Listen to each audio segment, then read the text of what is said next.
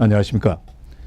중국의 동북공정으로 고구려도 중국의 역사와 문화라고 한다는 것을 들어보셨을 것입니다.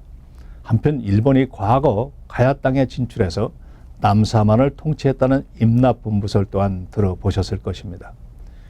이미 과거의 일을 지금 들춰내서 어떠한 소용이 있겠느냐며 관심을 보이지 않는 분도 있습니다만, 대개는 분노하며 본국을 향해 역사를 바로 세워야 한다고 주장하고 있습니다.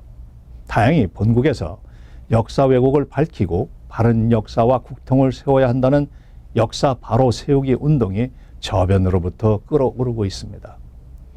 과거에는 고대 서적들을 일부 소수인들만 접할 수 있었지만 정보화 시대에 들어서며 동양의 고서들을 일반인들도 접할 수 있고, 홍산문화의 발견과 유적을 통해 우리 민족의 고대사, 배달과 고조선의 실체가 밝혀지고 있습니다. 미래로 가는 바른 역사협의회, 미사협의라고 하는 협의회는 145개 단체들이, 민족사학 단체들이 모여서 발족했다고 합니다.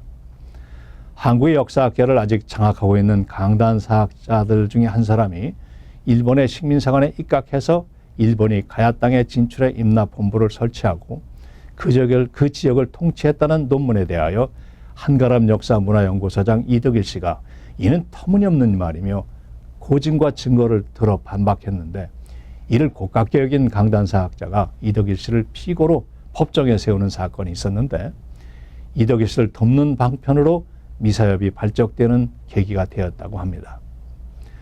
일제가 조선인의 어를 없애기 위해 세 가지의 목적을 세우는데, 즉 민족의 근원이 되는 단군을 실제가 아닌 신화로 조작하는 것. 조선 민족은 반도 내에만 존재했고, 그리고 중국의 식민지였으며 일본의 통치를 받는 것은 당연한 것으로 조선사 편수회를 만들어 이를 통해 조선사를 만들었다고 합니다. 편수회 일원으로 활약하던 이병도 박사는 해방 후 대한민국의 역사학계의 태도로 자리 잡았고, 일본이 만든 조선사가 고증학파의 학문적인 검증을 통한 것이라며 그대로 교육을 하였습니다.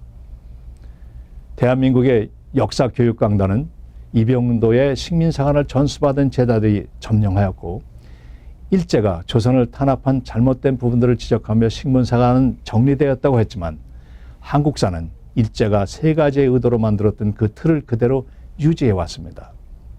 해방 후 역사를 배운 사람들에게서 연도별 역사적 사건들이 나름대로 기억하지만 한민족의 기원과 국통 그리고 정체성에 대하여는 전혀 기억할 수 없는 것은 식민사학이 존재하고 있음을 강변하고 있는 것입니다.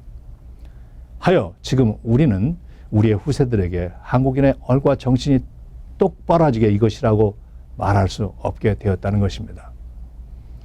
미사협은 배달국과 고조선이 신화가 아닌 배달의 개천, 이를 이은 고조선의 47대 왕금에 통치한 실제 강력한 연합국가를 정성화했다고 하고, 식민사관이 주장하는 낙랑의 위치가 지금의 평양 부근이 아니라 하북성에 있었음과, 그리고 고려의 강역 또한 신우지에서 원산을 긋는 것이 아니라 서쪽으로는 요수에서 북쪽으로는 두만강에서 700리 공엄진이라는 것의 고려 도경에도 나와 있는 것이라며 일제 반도설을 일축하고 있고, 중국이 통치하고 일본이 임나를 본부를 둬 남쪽을 통치했다는 것에 대하여도 근거 없고 터무니없다는 것을 밝혀내고 있습니다. 우리가 한민족의 바른 역사를 찾아가고 있는 동안 일본은 독도가 그들의 땅이라고 교과서에 수록하고 있고, 임나본부설도 교과서에 버젓이 수록하여 대한민국의 남쪽을 자기네들이 다스렸다고 기록하고 있습니다. 이들의 후손들은 그것을 당연하게 여길 것입니다. 미사협의 등록단체이며 배달의식이라는 교육기관을 독자적으로 운영하고 있는 대한사랑, 여기서 사랑은 러브가 아니라 역사, 사자와 그 역사를 밝히는 화랑, 그 랑이라고 해서 그 사랑이라고 하는 이 단체에서도 매우 활발하게 교육 프로그램을 운영하며 바른 역사어를 교육하며 역사 광복군을 양성하고 있습니다. 식민사관을 철저히 분쇄하고 바른 역사어리, 대한민국의 역사 교과서에 자리 잡을 수 있는 것을 목적으로 많은 노력을 하고 있는데, 미국에서 이들의 활동에 감사하고 힘을 보태고 있는 것은 바른 역사를 배워야 바른 미래를 키울 수 있고 우리의 후손들에게 우리의 어를 전할 수 있기 때문입니다.